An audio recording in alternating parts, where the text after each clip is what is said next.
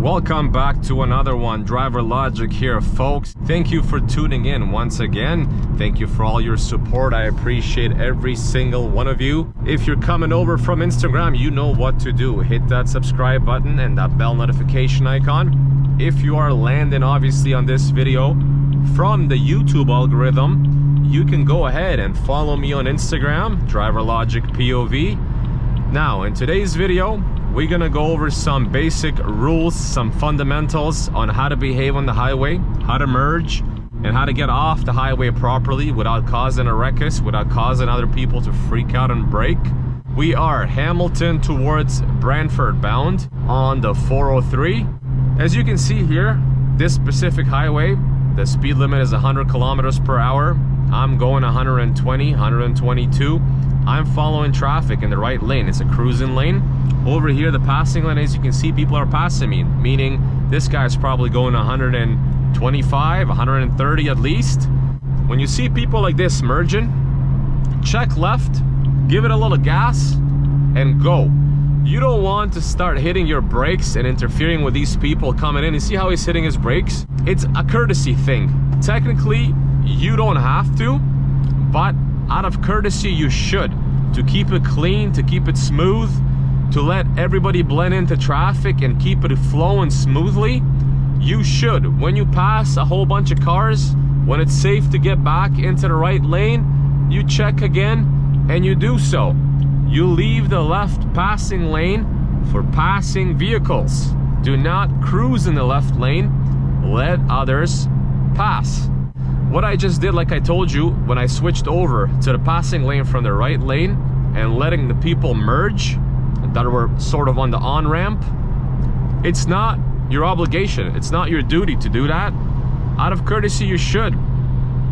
Before you clog up everything, because once you hit your brakes, or once you speed up and hit your brakes, you don't want to be behind a truck like this as well. If you can't see his mirrors, he can't see you.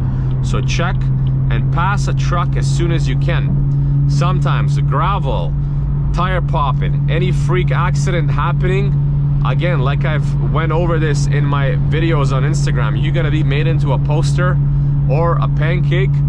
It is not recommended for you to be around big trucks, all right? They're heavy duty, they're heavyweight. If anything happens, it's not gonna turn out nice. So sometimes you don't have a choice. You find yourself behind them, beside them, sometimes sandwich in between too. But if you can, get out of those situations as soon as you can. Getting back to the right lane and the left lane, how to use them properly. If you don't let people merge, and let's say you start hitting your brakes, or you slow down, or you speed up, and then you have to eventually slow down because there's another car in front of you, that's gonna trickle down. It's gonna be like a chain reaction. And again, brake, results into people drastically slowing down. And next thing you know, there's gonna be traffic created. So if you can avoid it, if you can move at a certain speed, maybe pick up speed a little bit, move, pass, and then get back into the right lane, it is recommended. Cruising lane, passing lane.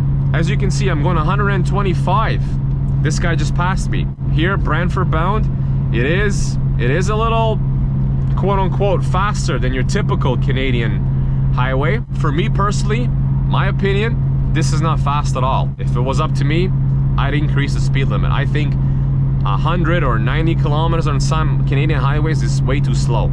City, 50 kilometers is way too slow. That's, again, my personal opinion. To each their own. See? I'm going 125. This guy just flew past me. You see the car in the emergency lane? Recommended to change lanes. See how he's opening his door? Okay? It's recommended for you to move over into the left lane. You never know what can happen. Obviously, if you can't move, slow it down, proceed with caution, be aware, 2 hands on the steering wheel if somebody's in the emergency lane at all times. I'm gonna take a next exit. How to take the exit properly when you're getting off the highway without causing too much of a slowdown, without causing too much of a ruckus behind you. Now, it's case by case. Again, of course, it's case by case, scenario by scenario. Everything is different. Where you might be driving versus where I'm driving, it might be a different bend on the off-ramp. So Case by case, obviously. Think logically, folks. This is how I would pass a car properly. For example, I'm approaching a vehicle and I'm going an appropriate speed of 100, 105, 110, and I want to pass. I don't want to hit my brakes, or I don't want to slow down. I'm always gonna keep checking my rear view mirror, make sure I know who's behind me, check my driver's side mirror, who's beside me and who's further back if they're approaching at a faster speed, and pick my time. When appropriate, speed up, shoulder check, keep your indicator on, and pass. Now, in this lane, as soon as you can, get back over into the right lane. I'm passing that vehicle that slowed me down. I'm gonna keep checking where that vehicle is. When safe, indicate and move back into the right lane. Now, a lot of people's egos, a lot of people's pride is in the way. Everyone claims that they know what they're doing. They don't need assistance. They don't need help. They don't need someone to tell them what to do or how to drive. But folks, the math ain't mathin'. I don't see it on the road. I don't see it on the highway. I don't see it on the streets. Everybody is in need of help. A lot of people doing a lot of silly shit on the highway, in the city. If you see something that makes sense, that can provide you valuable help or information that can make you better, take it and run with it. Improve yourself every day, regardless if it's driving, regardless if it's working out, regardless if it's your diet. If it is improving you by a percentage, a small, very, very tiny, small percentage, take it and run with it. Improve your life, improve yourself, get better, get smarter, be more efficient. Do not have your ego in the way. You see how I passed that truck? I don't want to get in front of the truck prematurely or too soon. Big trucks like that have big blind spots. You want to be able to make sure you see his rear view mirror before you get in front of him. Make sure you pass him by a length before you hit in front of him. Because if something happens, you have to suddenly brake. He's a heavyweight. He takes way longer to stop or slow down. He's gonna rear end you. Up ahead, we have the exit that we're going to take. Pay attention how I'm going to exit. In the right lane, I'm obviously thinking about my route. I know where I'm exiting. I'm preparing up ahead. I'm going to indicate. I'm going to get into that off ramp or that lane that exits. So, shoulder check just in case. Get into it. Turn your indicator off. Coast. Don't brake. Coast, coast, coast. 70 kilometers per hour recommended speed, start braking. I'm down to 80 right now. I'm starting to brake. I'm starting to brake. Down to 70 and coasting. Getting back on the highway. You gotta indicate. Get on the on-ramp. Turn your indicator off. And here, obviously go to recommended speed. Whether it's 50 or 60, normally it's around 40, 50 kilometers per hour. As soon as your vehicle straightens out, hit it, okay? Hit the gas pedal right about here. Hit it, start checking. Use or utilize this on-ramp fully. Start checking, indicate, keep your indicator on. Always keep checking. And now when you want to move in, shoulder check. Good to go. As easy as that. Turn your indicator off and keep cruising in this lane. You want to pass this vehicle? I'm looking, I'm scanning, I'm checking. Shoulder check, indicator on, gas. You have to pass it with hitting the throttle. Don't be afraid to hit the throttle if you want to pass somebody. It should not take you forever. I know certain vehicles are weaker than others, but it should not take you forever when you made up your mind to pass somebody. When you have done that, keep checking. When safe, get back into the right lane and cruise. Obviously, if you want to keep gunning it in the passing lane, there's nobody behind you, gun it at your own risk. I don't suggest anybody to go over speed limit. You're on your own on this one. Speed limit is 100. You should not technically go above 120. As you can see here, people are going 130, 140. I'm not a cop. I'm not going to tell anyone what to do.